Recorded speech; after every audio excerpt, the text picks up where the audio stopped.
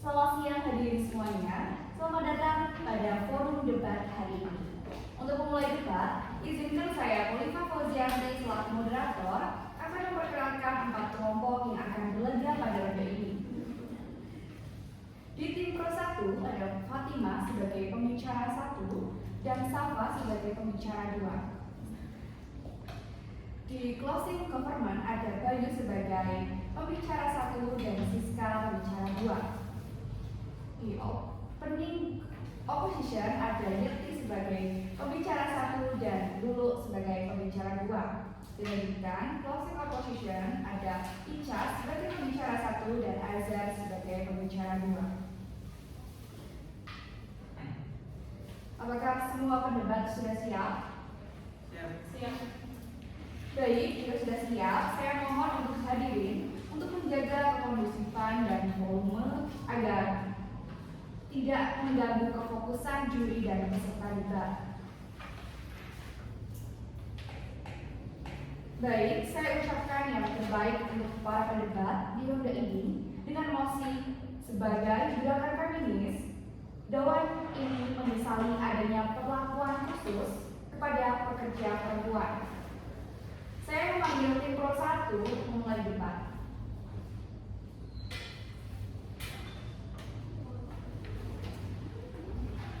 Yang terhormat moderator, tim lawan dan hadirin sekalian. Izinkan saya sebagai pembicara pertama dari tim pembuka untuk menyampaikan pandangan dan argumen saya terhadap mosi debat hari ini yang berbunyi sebagai gerakan feminis. Dewan ini menyesali adanya perlakuan khusus pada pekerja perempuan.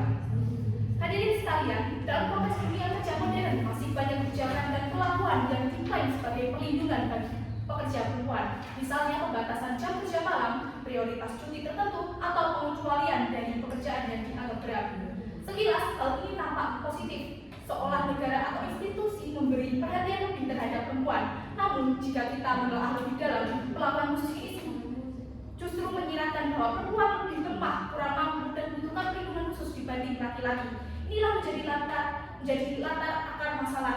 Di balik niat yang baik itu tersimpan bentuk baru diskriminasi halus yang tidak disadari, yaitu perempuan dipandang bukan sebagai individu yang kompeten, melainkan sebagai kelompok yang harus dikasihani atau dijaga. Padahal gerakan feminis berdiri atas dasar kesetaraan dan keadilan, bukan belas kasihan. Maka posisi kami sebagai tim pemerintah pembuka adalah menyesali adanya perlakuan khusus terhadap pekerja perempuan, karena perlakuan tersebut justru menghambat tercapainya kesetaraan gender yang sejati, memperkuat stereotip gender bahwa perempuan lemah dan tidak mampu bersaing secara setara, dan menciptakan ketimpangan baru di dunia kerja yang merugikan perempuan itu sendiri dalam jangka waktu yang panjang. Sebagai gerakan feminis, kami percaya bahwa perjuangan utama bukan menuntut perlakuan istimewa, melainkan kesetaraan hak, peluang, dan tanggung jawab. Artinya, setiap pekerja, baik laki-laki maupun perempuan, harus diukur berdasarkan potensi dan kontribusi, bukan berdasarkan jenis kelamin. Kami tidak menolak hak mendasar seperti cuti melahirkan atau perlindungan dari kekerasan seksual di tempat kerja, karena itu adalah hak universal yang berlandaskan kemanusiaan. Namun, yang kami sesali adalah kebijakan atau perlakuan yang secara eksplisit membedakan posisi perempuan dari laki-laki dengan alasan biologis atau moralitas, misalnya larangan kerja malam atau promosi yang dipersulit karena dianggap memiliki tanggung jawab keluarga. Oleh karena itu, kami pemerintah pembuka membawa beberapa argumen, yaitu argumen pertama, perlakuan khusus memperkuat stereotip dan melemahkan posisi perempuan di dunia kerja. Analoginya sederhana, bayangkan dua atlet yang sama-sama berlatih keras, namun salah satunya dilarang mengikuti lomba karena dianggap mudah lelah. Apa yang terjadi? Atlet itu tidak akan pernah tahu sejauh mana kemampuannya, dan orang lain pun akan terus menganggapnya lemah. Hal yang sama terjadi pada pekerja perempuan. Ketika kebijakan melarang perempuan bekerja malam atau memimpin proyek tertentu dengan alasan perlindungan, maka secara tidak langsung perempuan dianggap tidak mampu menghadapi tantangan profesional yang sama dengan laki-laki. Akibatnya, kesempatan untuk naik jabatan atau mendapatkan pengalaman strategis menjadi berkurang. Dengan kata lain, perlakuan khusus adalah pagar halus yang membatasi langkah perempuan untuk tumbuh dan bersaing secara adil. Kemudian argumen yang kedua adalah perlakuan khusus menciptakan ketimpangan baru dan menghambat tujuan feminisme. Feminisme memperjuangkan kesetaraan, bukan keistimewaan. Ketika perempuan diberi perlakuan khusus, maka narasi kesetaraan justru kabur. Perusahaan mungkin akan berpikir kalau memperkerjakan perempuan berarti butuh aturan tambahan, fasilitas lebih, dan sehingga dalam praktiknya mereka cenderung menghindari, merekrut atau mempromosikan perempuan. Alih-alih melindungi, kebijakan ini malah membatasi peluang kerja perempuan dan menambah bias gender dalam proses rekrutmen maupun promosi jabatan. Ini adalah bentuk diskriminasi terselubung yang berakar dalam perlakuan khusus tadi. Dengan demikian, sebagai gerakan feminis yang berlandaskan kesetaraan hak dan tanggung jawab, kami menyesali segala bentuk perlakuan yang membedakan pekerjaan perempuan hanya karena gendernya. Kemudian argumen yang ketiga yaitu perlakuan khusus melemahkan nilai profesionalisme dan meritokrasi.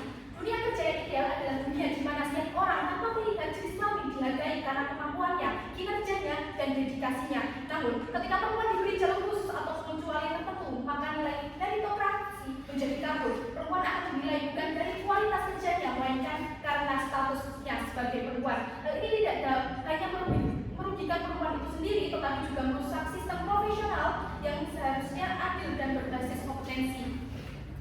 Dengan demikian, sebagai tim pemerintah membuka, kami dengan tegas menyatakan bahwa perlakuan khusus terhadap pekerja perempuan adalah bentuk diskriminasi terselubung yang menyalahi semangat kesetaraan feminisme. Gerakan feminis harusnya memperjuangkan keadilan dan kesempatan yang sama, bukan perlakuan yang berbeda atas dasar jenis kelamin. Karena sejatinya perempuan tidak membutuhkan perlakuan istimewa, mereka hanya membutuhkan kesempatan yang sama. Terima kasih. Dukung selalu pemerintah membuka.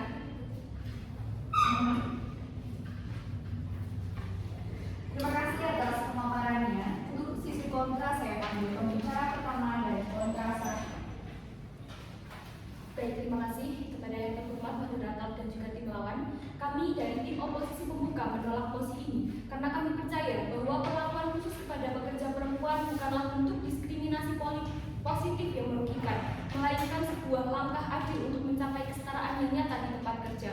Perlakuan khusus seperti cuti haid, cuti melahirkan, dan fleksibilitas jam kerja bagi ibu menyusui merupakan pengakuan terhadap perbedaan biologi, sosial, dan juga struktural yang dialami perempuan. Maka, menolak keberadaan kebijakan ini sama saja dengan menghapus bentuk perlindungan yang diperjuangkan melalui sejarah panjang feminisme. Alasannya yaitu sebagai berikut. Pertama, perlakuan khusus bukanlah bentuk keistimewaan, melainkan bentuk keadilan substansif. Feminisme sejatinya memperjuangkan kesetaraan kesempatan dan perlakuan yang adil, bukan keseragaman perlakuan tanpa memperhatikan perbedaan biologis dan sosial. Menyeragamkan semua aturan tanpa mempertimbangkan perbedaan biologis antara laki-laki dan perempuan justru mengabaikan prinsip keadilan substansi. Memberikan cuti haid atau cuti melahirkan bukanlah keistimewaan, melainkan pengakuan atas kondisi biologis alami yang tidak dimiliki oleh laki-laki. Jika semua pekerjaan diperlakukan sama tanpa memperhitungkan perbedaan biologis ini, maka yang terjadi justru ketidakadilan struktural. Misalnya, cuti haid bagi perempuan yang mengalami nyeri menstruasi berat terpaksa tetap bekerja dalam kondisi tidak optimal. Tanpa cuti melahirkan, perempuan dipaksa memilih antara karir dan juga kesehatan diri maupun bayinya. Maka, kebijakan perlakuan khusus seperti ini bukanlah keistimewaan, melainkan alat untuk menegakkan keadilan substansi. Dengan demikian, kebijakan ini tidak menempatkan perempuan di posisi istimewa, tetapi memastikan mereka tidak bisa bekerja tanpa harus mengorbankan kesehatan dan kesejahteraan diri. Yang kedua adalah perlakuan khusus menciptakan lingkungan kerja yang lebih inklusif dan juga produktif. Perusahaan yang memberikan fasilitas seperti ruang laktasi, cuti melahirkan yang cukup, dan jam kerja yang fleksibel bagi ibu menyusui itu menunjukkan komitmen terhadap lingkungan kerja yang manusiawi dan juga inklusif. Penelitian menunjukkan bahwa pekerja perempuan yang merasa didukung oleh perusahaan cenderung lebih loyal, produktif, dan juga memiliki keseimbangan hidup yang lebih baik. Artinya, kebijakan ini tidak hanya menguntungkan perempuan, tetapi juga memberikan dampak positif terhadap perusahaan dan juga perekonomian secara keseluruhan.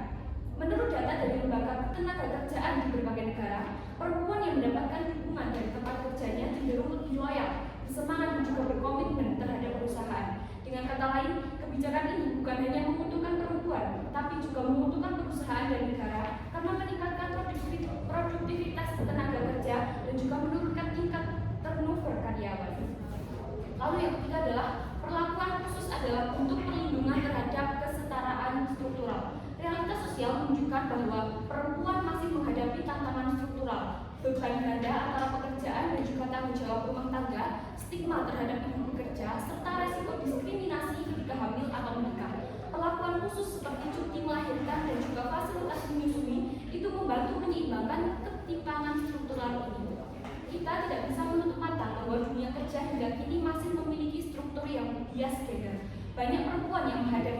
beban ganda. Mereka bekerja penuh waktu sekaligus memikul tanggung jawab domestik seperti mengurus anak dan juga rumah tangga.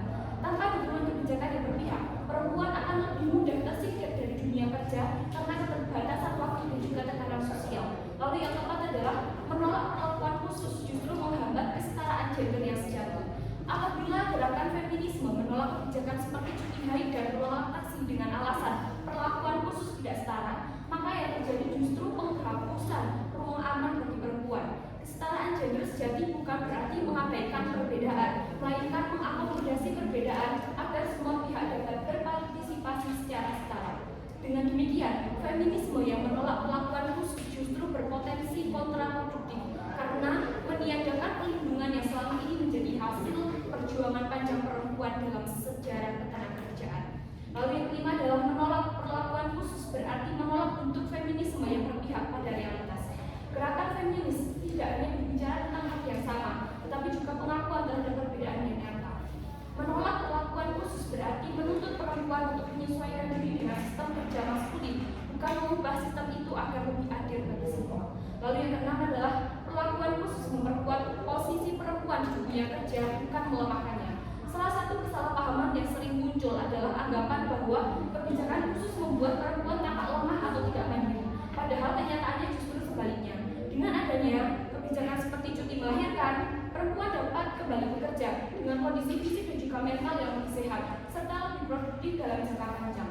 Fasilitas menyusui juga membantu mereka menjaga keseimbangan antara peran profesional dan juga peran ibu tanpa kehilangan kesempatan karir. Perempuan yang merasa terlindungi oleh kebijakan seperti itu justru lebih percaya diri dan juga lebih mampu bersaing di dunia kerja. Dengan demikian, kami dari tim oposisi pembuka teguh berpendapat bahwa perlakuan khusus kepada pekerja perempuan bukanlah bentuk diskriminasi positif yang merugikan, melainkan langkah adil dan manusiawi untuk menciptakan kesetaraan sejati di tempat kerja. Feminisme sejati tidak menuntut agar perempuan diperlakukan sama, tapi melihat perbedaan biologis dan juga sosialnya, tetapi agar mereka mendapat kesempatan yang sama untuk berkembang dalam sistem yang memahami dan menghargai realitas kehidupan sosial. Cuti haid, cuti melahirkan, dan juga fasilitas menyusui bukan bentuk keistimewaan, tetapi simbol dari kesetaraan yang berlandaskan empati, keadilan, dan kemanusiaan. Terima kasih.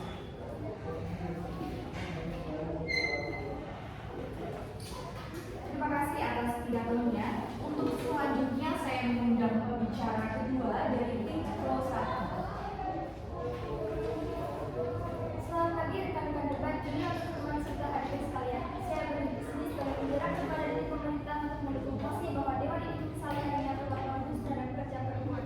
Kami meyakini bahwa apa yang disebut sebagai perlakuan khusus seperti cuti haid, pembatasan kerja malam, jam kerja fleksibel hanya untuk perempuan, atau kebijakan tertentu justru tidak benar-benar membawa sebaliknya. Hal-hal tersebut memperkuat stereotip bahwa perempuan adalah kelompok lemah, tidak stabil, dan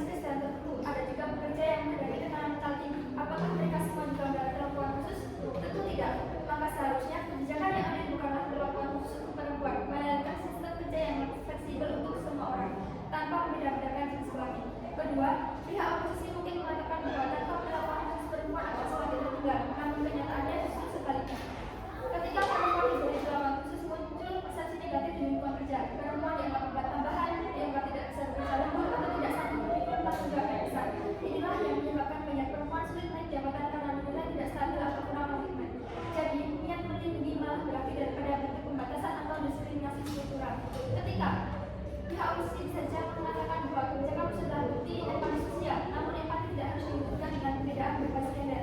Empati sejati adalah menciptakan lingkungan kerja yang inklusif dimanapun, siapapun, laki-laki maupun perempuan bisa mematuhi waktu kerja, mendapat cuti kesehatan dan memperoleh perlindungan dari pelecehan tanpa harus diberi lemah atau istimewa. Argumen pertama saya sebagai pembicara kedua adalah bahwa perlakuan khusus merusak prinsip meritokrasi dunia kerja. Setiap orang dinilai berdasarkan kemampuan kerja dan dedikasinya, bukan berdasarkan jenis kelamin. Namun, dengan adanya perlakuan khusus perempuan sekitar ini akan mendapatkan posisi atau atas mereka kemampuan mereka, mendatangkan karena kebijakan afirmatif. Hal ini memiliki rasa percaya diri perempuan dan juga menurunkan kepercayaan dari rekan kerja laki-laki. Contohnya, ketika perempuan mendapat kemudahan dalam jadwal kerja sebagai rekan kerja mungkin menganggap ia diistimewakan. Perempuan pun jadi merasa perlu bekerja 2 kali lebih keras untuk membuktikan bahwa mereka pantas berada di sana. Jadi sistem ini menciptakan ketidaksetaraan baru dalam bentuk stigma, bukan dalam bentuk keadilan. Argumen kedua saya bahwa perlakuan khusus bersifat paternalistik dan mengangkat otonomi perempuan. Paternalistik artinya kebijakan dibuat atas dasar kami tahu apa yang terbaik untuk kita dan benar-benar melibatkan perempuan dalam pengambilan keputusan. Dalam konteks dunia kerja, perusahaan dan negara sering merasa sedang melindungi perempuan agar lingkungannya sedang mengatur batasan terhadap apa yang boleh dan tidak boleh mereka lakukan. Contohnya, banyak perusahaan yang melarang perempuan bekerja malam dengan alasan keamanan. Kedengarannya baik, tapi sebenarnya itu menghilangkan hak perempuan untuk memilih jam kerja mereka sendiri. Sama halnya dengan batasan peraturan perempuan di bidang industri berat ataupun lapangan yang dianggap tidak cocok. Padahal jika diberi kesempatan yang sama, banyak perempuan mampu dan bersedia bekerja di sektor itu. Dengan kata lain, kebijakan yang diklaim sebagai perlindungan ini justru menghapus atensi perempuan atas tubuh dan juga karir mereka sendiri. Dan ketika perempuan tidak punya otonomi, maka kita tidak sedang berbicara tentang kesetaraan, kita sedang berbicara tentang pengawasan yang dituntut dan kemudiannya. Hadirin yang saya hormati, kami di tim pemerintah tidak menolak perlindungan terhadap pekerja. Kami menolak bentuk perlindungan yang salah arah. Perlakuan khusus terhadap pekerja perempuan walaupun berangkat dari niat baik justru menegaskan bahwa perempuan adalah kelompok yang lemah yang tidak mampu bersaing tanpa bantuan. Yang kita butuhkan bukan perlakuan khusus tapi perlakuan kesetaraan. Kita butuh kebijakan yang melihat individu sebagai manusia dengan hak, kemampuan dan tanggung jawab yang sama, bukan sebagai memberi istimewa pada suatu pihak, melainkan keharusan batasan selama ini menahan perempuan di maju. Terima kasih atas argumen yang telah diberikan. Untuk menutup sesi pertama dari debat, saya mengundang pembicara kedua dari tim pemerintah.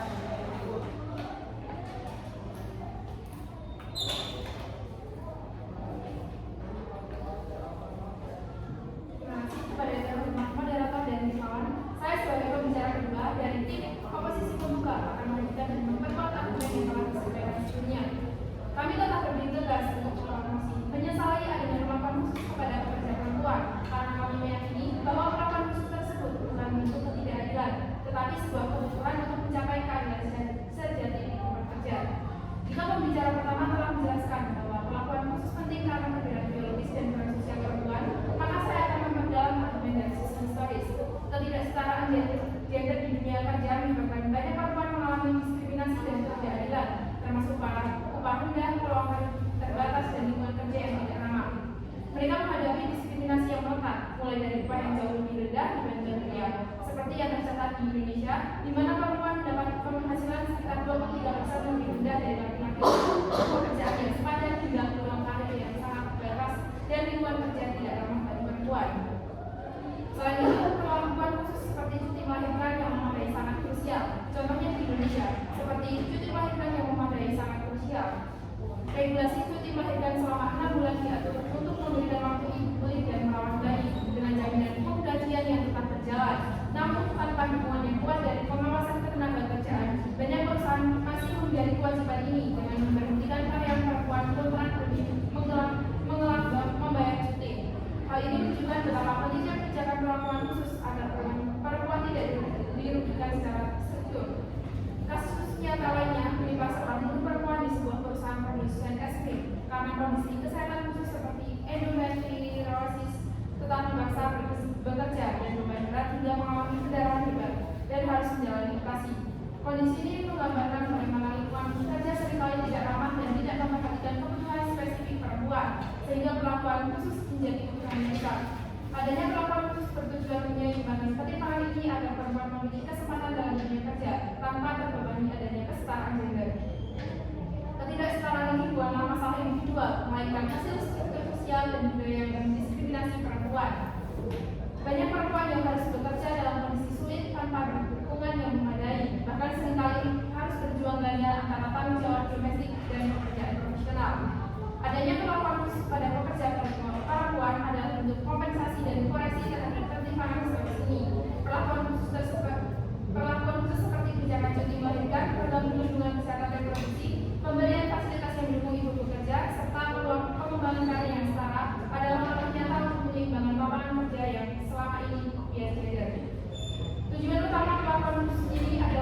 kesetaraan substantif, yakni memberikan perempuan kesempatan yang adil tanpa terbebani oleh koreksi kesetaraan yang kaku dan mengabaikan realita perbedaan kondisi. Dengan demikian, perempuan dapat berpartisipasi penuh di dunia kerja dan mewujudkan potensi mereka tanpa harus terkekang oleh hambatan-hambatan historis dan sosial. Terima kasih. Dukungan berpihak pada tim kontrak tunggal. Terima kasih atas argumen yang telah diberikan. Untuk memulai babak kedua dari lomba ini, saya mengundang pembicara satu dari tim Pro 2.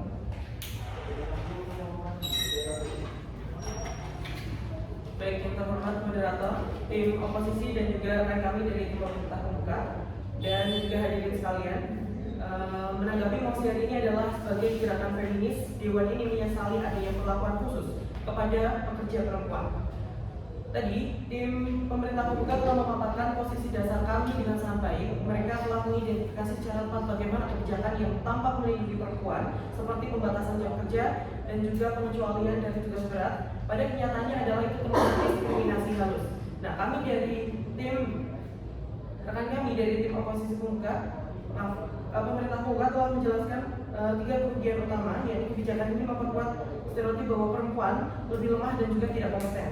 Nah, kebijakan ini menciptakan bias baru dalam rekrutmen karena perusahaanlah melihat perempuan sebagai karyawan yang lebih merepotkan ataupun mahal. Nah, kebijakan ini merusak prinsip rekrutasi dari di mana perempuan dinilai berdasarkan status gendernya, bukan kinerjanya. Kami di tim pemerintah penutup sebelumnya setuju dengan analisis dampak tersebut. Namun, analisis pemerintah pembuka baru berfokus pada dampak eksternal dan juga dampak langsung dari kebijakan ini. Kami dari tim pemerintah penutup akan memberikan analisis yang lebih mendalam tentang mengapa sistem ini ada dan juga bagaimana dampak jangka panjang jika itu terjadi dan juga bisa lebih merusak daripada yang terlihat di permukaan saat ini.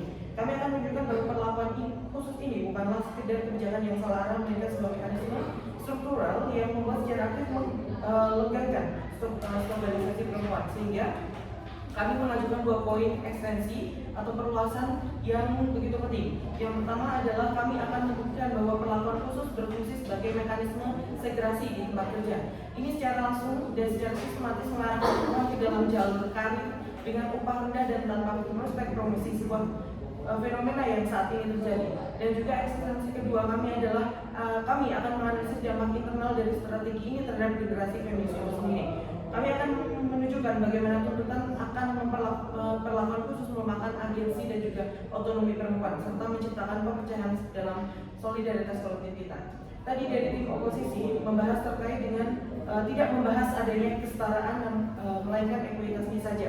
Mereka berkata bahwa perempuan memulai dari posisi yang tidak menguntungkan sehingga membutuhkan bantuan khusus untuk bisa setara. Nah, ini adalah suatu pemahaman yang keliru karena ekuitas sejati bertujuan untuk menghilangkan hambatan sistematik. Contohnya jika ada budaya pelecehan di tempat kerja, ekuitas berarti menciptakan sistem laporan yang aman dan juga menindak pelaku sehingga semua gender bisa bekerja tanpa rasa takut. Sedangkan dari tim oposisi berkata sebuah ekuitas. Mereka menggunakan model bagaimana nanti jika ada perempuan maka perempuan dilarang untuk bekerja pada shift tertentu. Nah, sehingga di sini menjadikan hambatan bagaimana perempuan dalam mendapatkan pekerjaan. Nah, solusi mereka mengikatkan perempuan dari peluang profesional. Ini adalah logika paternalistik yang membuat perempuan tidak bisa berkembang dari keputusan dan juga tidak bisa mengelola resiko. Kemudian, argumen terkuat dari oposisi hanya pada keamanan fisik saja, yaitu larangan bekerja malam dan juga melindungi perempuan dari kejahatan. Nah, ini adalah argumen yang salah sasaran secara justru berbahaya karena mengalih tanggung jawabkan bagaimana logika ini menempatkan tanggung jawab keamanan pada perempuan bukan pada pelaku kejahatan ataupun negara maupun perusahaan yang gagal menyediakan infrastruktur dengan aman. Kemudian solusi feminis sejati terhadap jalanan yang tidak aman bukanlah mengurung perempuan di rumah. Solusi feminis sejati adalah menuntut transportasi umum yang aman 24 jam, menuntut perusahaan menyediakan anak jemput karyawan dan juga menuntut penegak hukum terhadap pelakuan kekerasan. Dan ini dari tim oposisi menjadikan kesalahan korban sebagai victim blaming ini menjadi secara internal menciptakan narasi bahwa jika seorang perempuan keluar malam dan mengalami kejahatan itu adalah kesalahan karena melanggar aturan, sehingga dapat disimpulkan bahwa tim oposisi sekali lagi salah mengidentifikasi solusi bagaimana masalah itu nyata dan juga tidak adil, sehingga memberikan perlakuan khusus hanya untuk perempuan, misalkan cuti umum anak yang dan juga jam fleksibel yang hanya ditawarkan kepada ibu. Hasil kebijakan ini institusional dan tradisional. Ini mengirimkan pesan kepada perusahaan dan juga masyarakat bahwa urusan domestik adalah pekerjaan perempuan. Ini memberikan justifikasi bahwa laki-laki itu tidak mengambil tanggung jawab dan juga tanggung jawab domestik yang setara. Seperti yang disinggung oleh pemerintah membuka, solusi feminis sejati adalah kebijakan yang netral namun peka terhadap realitas kehidupan. Silakan. Baik, tadi kan tim pemerintah membeberkan bahwasanya pembatasan jam kerja pada perempuan itu merupakan bentuk diskriminasi dan juga menganggap perempuan itu lebih lemah dan juga merusak mikrotasi dari perempuan. Nah, kami dari oposisi itu menolak hal tersebut karena perlakuan terhadap perempuan itu sejatinya merupakan bentuk keadilan substansif, karena feminisme itu sejatinya adalah memperjuangkan kesetaraan kesempatan dan juga perlakuan adil, bukan keseragaman perlakuan tanpa memperhatikan perbedaan biologis dan juga sosial. Itu acara dilanjutkan. Baik, perlakuan yang dimaksud adalah menjadi alat utama bagaimana sinegrasi ini terjadi. Contoh cara kerjanya adalah merupakan sistem patriarki yang menawarkan perlindungan dan juga kemudahan sebagai perempuan.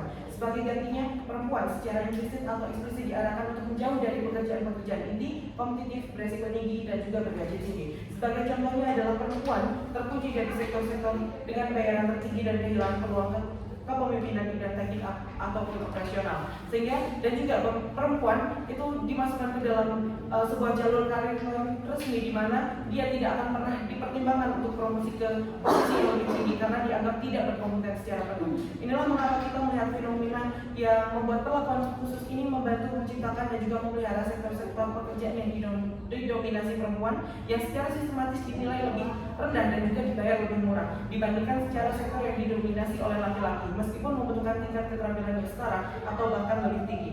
Kemudian, pemerintah membuka berbicara tentang stereotip terkenal bagaimana orang lain memandang perempuan, dan kami dari tim pemerintah penutup akan berbicara bagaimana perempuan tersebut bisa memandang dirinya sendiri. Ketika hukum perusahaan dan juga gerakan feminis ini terus-menerus mengatakan bahwa perempuan rapuh, berbeda dan juga membutuhkan perlakuan khusus, maka individu perempuan mulai menginternalisasi pesan tersebut. Ini merusak agensi, kemampuan dan keyakinan individu untuk bertindak secara otonomi dan juga efektif.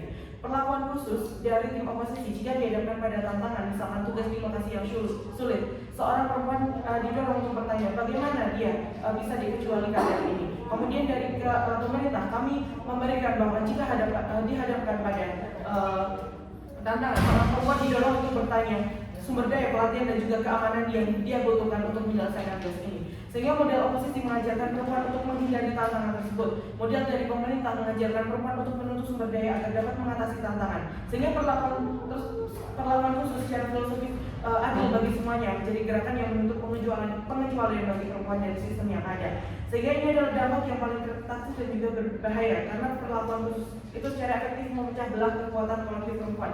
Alih-alih menyatukan seluruh pekerja melawan praktik kerja yang eksploitatif, serta strategi ini justru mengadu domba pekerja, menciptakan perempuan sebagai sindrom ratu lebah di mana perempuan harus diratukan dan juga tanpa menggunakan akomodasi khusus untuk memandang rendah perempuan lain yang membutuhkan perlakuan khusus tersebut. Ini merusak mentorship dan juga solidaritas antar perempuan, memicu adanya kebencian yang hadir di sini di tempat kerja. Karyawan laki-laki membutuhkan akan merasa curiga ataupun benci terhadap rekan kerja yang karena mereka tidak melihatnya sebagai upaya kualitas. Terima kasih. Dukung terus tim pemerintah. Terima kasih atas argumen yang telah diberikan. Selanjutnya saya mengundang pembicara satu dari tim kontra 2. Terima kasih atas pertemuan para suri. Kami di pihak kuasa hukum menegaskan bahwa lawan positif berubah adalah bentuk diskriminasi terbalik, melainkan mekanisme korektif terhadap sistem sosial yang sejak awal IPA.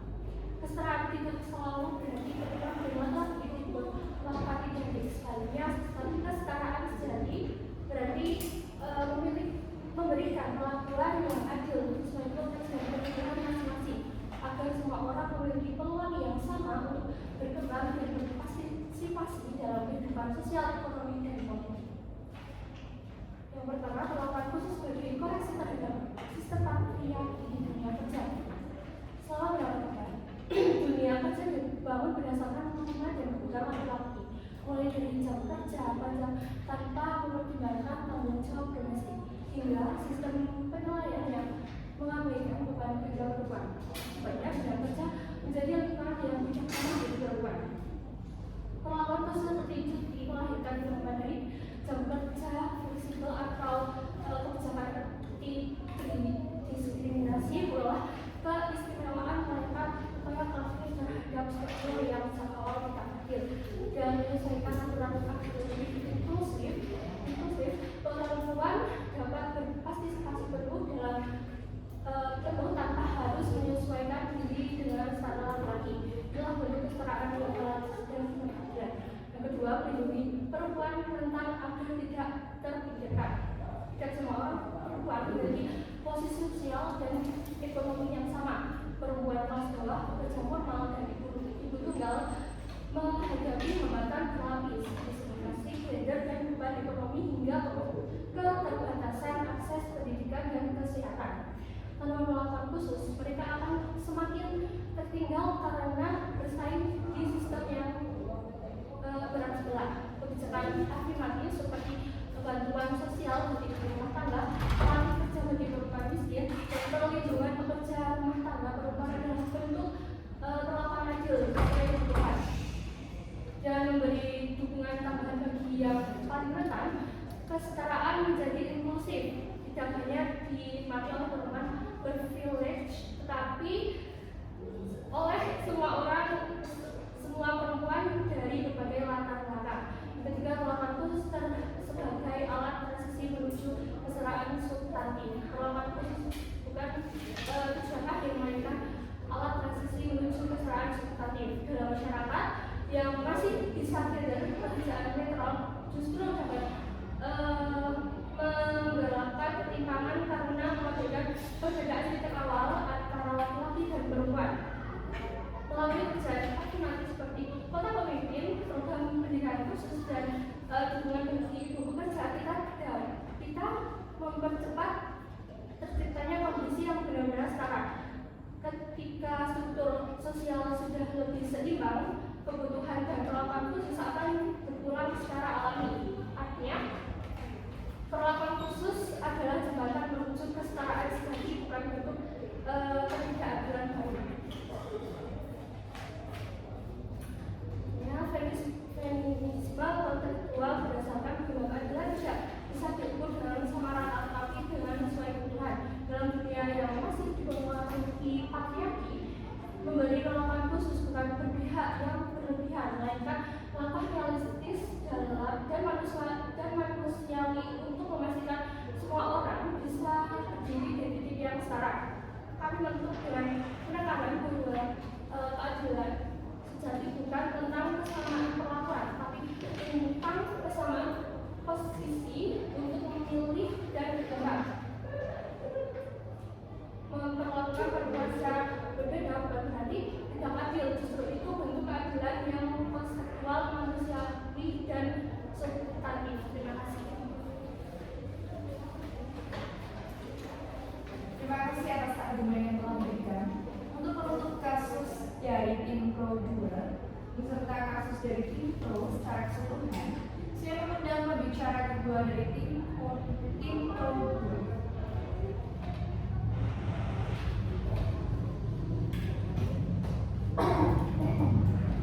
Terima kasih pada juri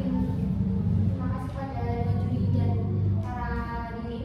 Kami dari tim CG menegaskan tetap mendukung mosi bahwa sebagai gerakan feminis kita punya sekali adanya perlakuan kepada pekerja perempuan.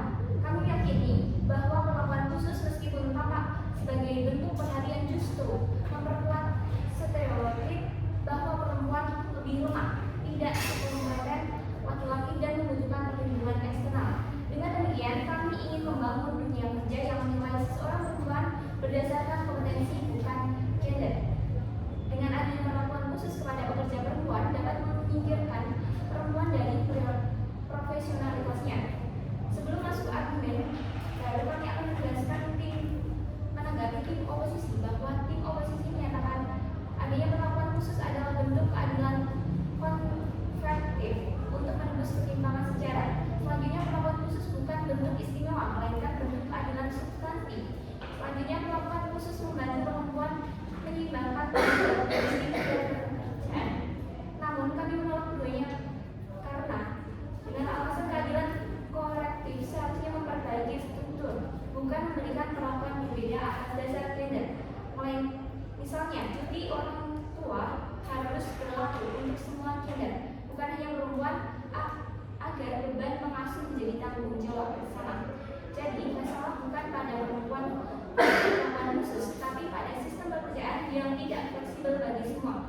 Penyimpangan peran domestik justru memperkuat stereotip bahwa tanggung jawab rumah tangga adalah urusan perempuan. Dengan terus memberikan perlakuan khusus, kita meneguhkan peran tradisional yang ingin dilawan oleh feminisme itu sendiri. Jika dan oposisi akan menyatakan pada kemajuan, tapi pada kenyataannya justru melanggengkan akar patriarki dengan wajah baru. Selanjutnya, sebelumnya kami telah menjelaskan bahwa perlakuan khusus memperkuat perspektif ketidakmampuan perempuan dan menghambat kesetaraan profesional. Kami akan memperkuat dengan dua pemahaman. Secara psikologi, perempuan yang menerima perlakuan khusus cenderung dilihat bukan karena kemampuan, melainkan karena keistimewaan sistem.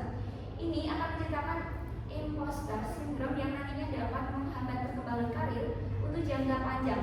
Selanjutnya, sistem institusional. Kebijakan yang berbeda antara laki-laki dan perempuan dalam hal kerja dan atau promosi akan menciptakan ketegangan antara pekerja, menerus solidaritas dan memunculkan rasa tidak adil di tempat kerja.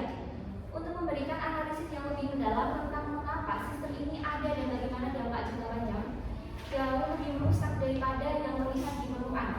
Kami akan menunjukkan bahwa perlakuan khusus bukanlah sekedar kebijakan yang salah arah, melainkan sebuah mekanisme struktural yang secara aktif menggabungkan subordinasi perempuan. Oleh karena itu, kami akan mengajukan dua poin ekstensi perluasan argumen.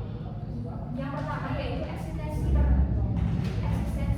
Kami akan membuktikan bahwa perlakuan khusus berfungsi sebagai mekanisme strategi di tempat kerja. Ini secara sistematik mengarah perempuan ke jalur karir dengan upah rendah tanpa prospek proporsi dan fenomena yang kita sebut getoisasi. Yang kedua, ekstensi. Kami akan menganalisis dampak internal dan dari strategi ini terhadap gerakan feminis itu sendiri. Kami akan menunjukkan bagaimana tuntutan akan perlakuan khusus melemahkan agensi dan otonomi perempuan, serta menciptakan perpecahan dalam solidaritas kolektif kita. Dengan demikian, perlakuan khusus bukan untuk memajukan kesejahteraan, tapi malah menciptakan kesejahteraan baru. Perlakuan khusus terhadap pekerja perempuan menciptakan gambaran kemajuan dan penghambatan perubahan struktural yang sejati. Ketika perusahaan atau pemerintah membuat kebijakan pro perempuan secara simbolik seperti ruang menyusui jam kerja lebih pendek atau kuota posisi manajerial, seringkali itu menjadi alat framing feminis tanpa mengubah sistem yang menyeluruh. Padahal akar masalah adalah lingkungan kerja yang tidak ramah terhadap semua gender. Akibatnya apa? Akibatnya kebijakan simbolik ini membuat politik merasa masalah sudah selesai, padahal kesenjangan struktural seperti beban domestik, bias promosi atau diskriminasi upah tetap tidak tersentuh. Gerakan feminis kehilangan momentum politik karena energi perjuangan diarahkan pada meminta perlakuan khusus, bukan reformasi sistem kerja yang setara. Dunia yang kita perjuangkan adalah dunia di mana setiap individu terlepas dari gender memiliki akses yang sama terhadap dukungan, kesempatan, dan perlindungan. Upaya yang membela perlakuan khusus hanyalah memperkuat narasi bahwa perempuan butuh bantuan, bukan kesetaraan. Kesimpulannya, yang pertama, perlakuan khusus memperkuat stereotip dan melemahkan posisi perempuan di dunia kerja. Yang kedua, keadilan sejati tidak dicapai lewat perbedaan perlakuan, tapi lewat kesetaraan kesempatan. Yang ketiga, feminisme sejati seharusnya menolak sistem yang menempatkan perempuan sebagai pihak yang harus dilindungi. Oleh karena itu, kami dari tim pemerintah dengan tegas menyesali adanya perlakuan khusus kepada pekerja perempuan karena kesetaraan sejati hanya dapat dicapai ketika perempuan dan laki-laki berdiri di atas kebijakan yang sama tanpa perlakuan istimewa, tanpa belas kasihan dan tanpa asumsi kelemahan. Terima kasih. Terima kasih kepada pembicara. Untuk menutup debat secara keseluruhan, saya mengundang pembicara kedua dari tim kontra debat. Terima kasih kepada yang terhormat moderator dan juga hadirin sekalian. Sebagai pembicara kedua dari tim PO, saya kembali menegaskan bahwa kami menolak mosi ini. Kami percaya bahwa perlakuan khusus bagi para pekerja perempuan bukanlah bentuk timbangan baru, tapi justru strategi feminis kontekstual untuk memperbaiki sistem yang sejak awal tidak adil bagi perempuan. Feminisme sejati tidak berhenti pada kesamaan formal antara laki-laki dan perempuan, tetapi menuntut keadilan yang mempertimbangkan konteks sosial dan kebutuhan nyata. Karena itu, menyesali perlakuan khusus justru berarti menolak langkah pasti menuju kesetaraan yang sesungguhnya. Bahkan dari tim pro penutup berargumen bahwa perlakuan khusus memperkuat stereotip bahwa perempuan lemah dan tidak mandiri. Kami menolak anggapan ini karena yang membuat perempuan dianggap lemah bukan kebijakannya, tetapi sistem kerja yang masih dibangun dari perspektif laki-laki. Ketika jam kerja panjang, standar produktivitas tinggi, dan budaya lembut dianggap sebagai ukuran kompetensi individu, jelas perempuan berada dalam posisi yang tidak diuntungkan. Jadi memperlakukan semua orang sama di kondisi yang tidak setara bukanlah bentuk keadilan, tapi justru bentuk kelalaian. Selain itu, pemerintah menyebut bahwa kebijakan seperti cuti melahirkan seharusnya berlaku untuk semua gender agar adil. Namun, kita harus membuka mata melihat fakta bahwa perempuan masih menanggung beban yang lebih besar, termasuk tanggung jawab biologis dan sosial yang tidak dimiliki laki-laki. Selama kondisi ini belum seimbang, kebijakan yang netral gender justru akan memperparah ketimbangan yang sudah ada. Seperti yang sudah dijelaskan oleh rekan saya bahwa perlakuan khusus adalah alat praktik terhadap sistem patriarki dan cara melindungi perempuan rentan. Sebagai pembicara kedua, saya ingin sedikit memperluas analisis ini menjadi dua hal penting. Yang pertama, perlakuan khusus sebagai alat perubahan sosial. Perlakuan khusus bukan sekedar perlindungan, tapi alat perubahan struktur kerja. Kebijakan seperti kuota pemimpinan perempuan, pelatihan kerja tidak produktif, dan fleksibilitas jam kerja adalah langkah nyata untuk membuat ruang bagi perempuan agar bisa berkembang tanpa harus kehilangan peran sosialnya.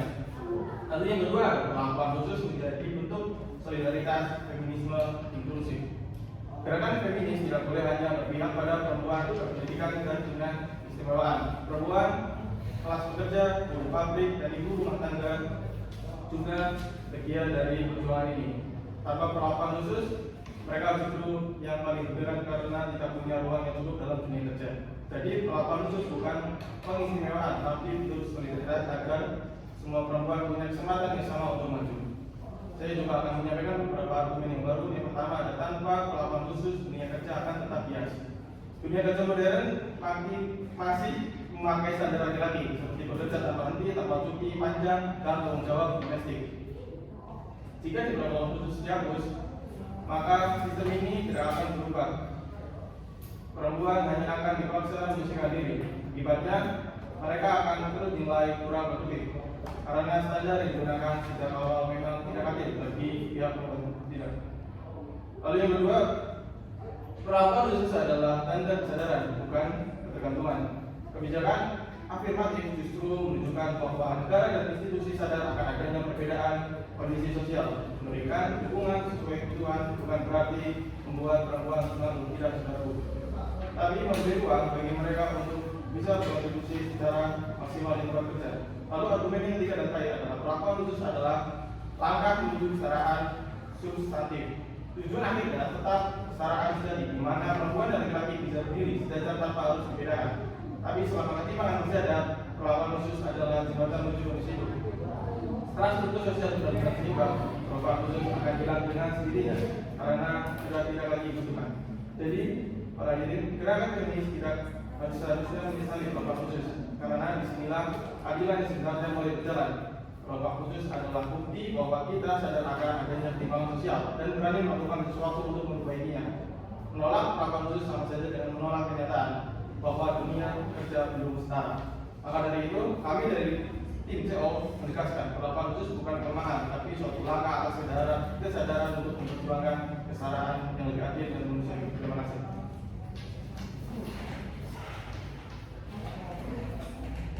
Terima kasih kepada pembicara kedua dari tim Pemula 2. Apresiasi bagi seluruh tim yang sudah bergerak sangat baik pada hari ini. Selanjutnya, untuk menentukan deliberasi pemenang dari sesi ini, saya itu para hadirin dimohon untuk keluar ruangan demi memprioritaskan juri terlebih dahulu. Sekian, terima kasih.